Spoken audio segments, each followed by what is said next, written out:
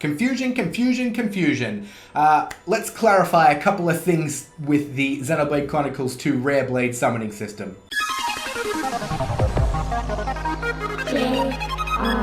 JRPG. So just one quick thing before we start, guys. If you don't mind, after this video, if you can watch the last video I posted, which was my Yakuza 6 review, that would really help me out because I'm really proud of the review and I want more people to watch it. Thanks, guys, and on with the video. Hello, everyone. Another semi-quick one while I'm working on all my Ni no Kuni 2 stuff.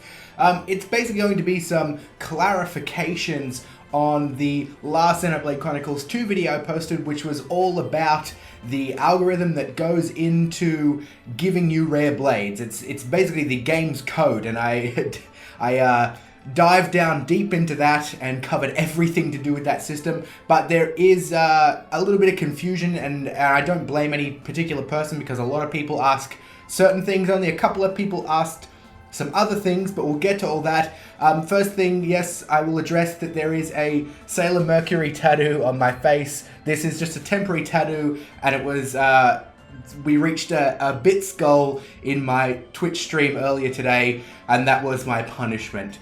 So there are more bits goals up. I'm going to be streaming again tomorrow. Check out my Twitch page if you guys want to join in on that fun. Now, the clarification stuff, a lot of the confusion seems to come in with the pity system. And also, be sure to check out that video before really watching this one, because this is all clarifications on stuff that I talked about in that video. So the pity system was the thing that confused most people.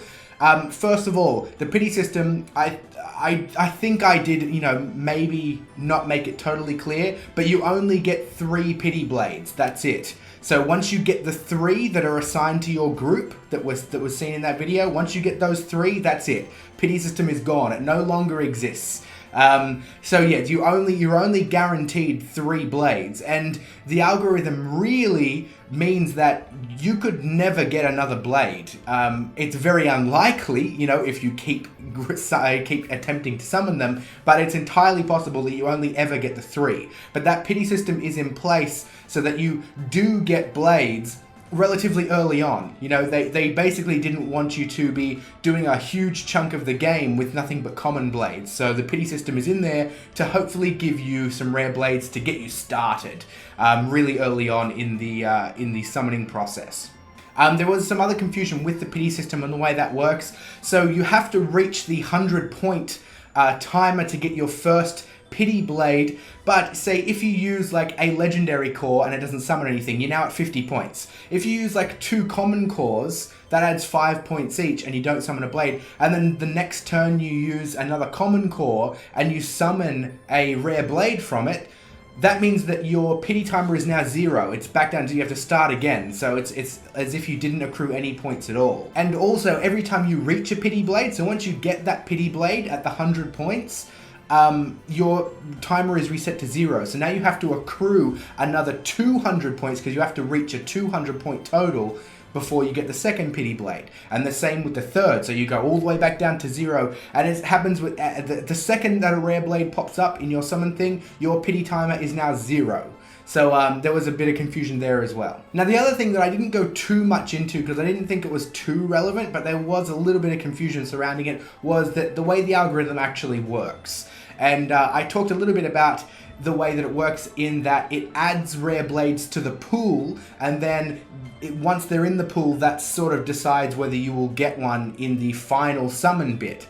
So the way it kind of works is the algorithm goes through and runs on every single rare blade that you have left. So if you need if you've got 10 rare blades left to summon, so there's 10 rare blades you haven't got yet, the algorithm, every time you hit the crystal button, the algorithm actually runs through, it goes, okay, so Azami, Gorg, it'll run through each and every single one, and it will add the ones that come out with a positive result. So if multiple rare blades are added to the pool, then the game basically picks one totally at random to give to you in the final summon. And I did say in there that if you use a rare or legendary crystal and a rare blade gets added to the pool by the algorithm, you are guaranteed to summon the rare blade.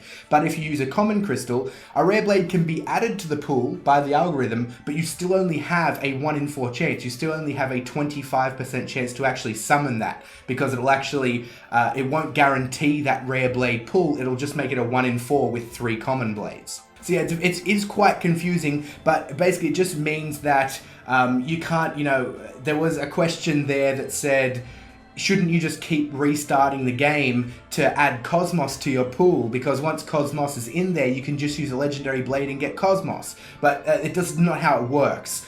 So once you've hit the summon, if a rare blade gets added to the pool, and you use a common crystal and you don't summon it, it's not in the pool anymore. Once the summon is over, the pool is nothing but common blades. So the pool only really exists in each individual summon. Once you hit a new core crystal, everything is totally different. It's a new world, as they say. One other thing that was confusing people was the way that the idea cloud and the boosters work. A lot of people ask me if they should only use one booster then, because if you use a booster, it overrides and gives that idea the multiplier. So people were saying that since it's just an override, is there no reason to use 5? So the one thing I didn't mention there was that, or I did sort of mention it, but not in any real depth, is the idea cloud does scale. So if you only have 5 in that particular idea cloud and you only use one booster, that only becomes 6, and so your actual multiplying effect is much lower. It'll be around the 1.2 mark, whereas if you have a max 15 in the idea, you actually get a 1.75 multiplier. So it's still in your best interests. If you have endless amounts of booster reserves, it's still in your best interest to use as many as you can, at least until you reach the 15 cap, because that's when you get the best multiplying effect, and thus that's the best way to get a rare blade.